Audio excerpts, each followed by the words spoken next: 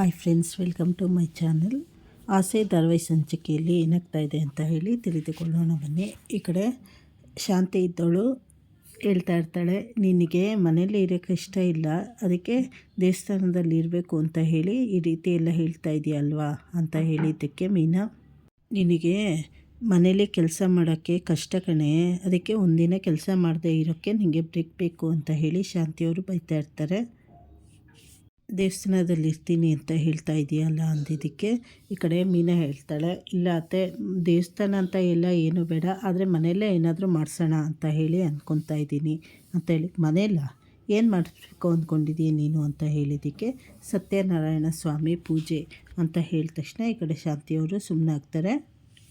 ಇದಕ್ಕೆ ನೀವೇನು ಹೇಳ್ತೀರಾ ಅತ್ತೆ ಅಂತ ಹೇಳಿ ಕೇಳಿದ್ದಕ್ಕೆ ಶಾಂತಿಯವರು, ನಂದೇನಿದೆಯಮ್ಮ, ಅವ್ರು ಒಪ್ಕೊಂಡ್ಮೇಲೆ ನಂದೆಲ್ಲ ಮುಗಿಯಿತು, ಅವ್ರು ಒಪ್ಕೊಂಡ್ಮೇಲೆ ಆಯಿತು, ಸರಿ ಮನೆಗೆ ಎಲ್ಲರಿಗೂ ಒಳ್ಳೆಯದಾಗಲಿ ಅಂತ ಹೇಳಿ ಪೂಜೆ ಮಾಡಿಸಿದ್ರಾಯ್ತು ಅಂದ ತಕ್ಷಣ ಈ ಕಡೆ ಮೀನನಿಗೆ ಶಾಕಾಗಿ ಬಾಯಿ ತೆಗಿತಾಳೆ. ಈ ಕಡೆ ಮನೆಯವರು ಎಲ್ಲ ಖುಷಿ ಆಗ್ತಾರೆ. ಇನ್ನೊಂದು ಕಡೆ ಅಂಗಡೀಲಿ ಮನೋಜು ಮತ್ತು ರೋಹಿಣಿ ಇರಬೇಕಾದ್ರೆ ಒಂದು 3 ಜನ ಬರ್ತಾರೆ.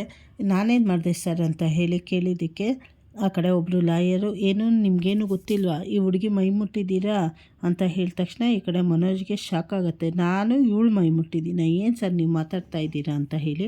ಆದರೆ ಮುಂದಿನ ಸಂಚಿಕೆಗಳಲ್ಲಿ ಏನೇನು ತಿರುವು ತೆಗೆದುಕೊಳ್ಳುತ್ತೆ ಅಂತ ಹೇಳಿ ಮುಂದೆ ತಿಳಿದುಕೊಳ್ಳೋಣ. ಹೊಸ್ದಾಗಿ ಯಾರ್ಯಾರು ಚಾನಲ್ ನೋಡ್ತಾ ಇದ್ದೀರಾ ಸಬ್ಸ್ಕ್ರೈಬ್ ಮಾಡ್ಕೊಳ್ಳಿ, ಲೈಕ್ ಮಾಡಿ, ಶೇರ್ ಮಾಡಿ, ಹಾಗೆ ಸಪೋರ್ಟ್ ಮಾಡಿ. ಧನ್ಯವಾದಗಳು.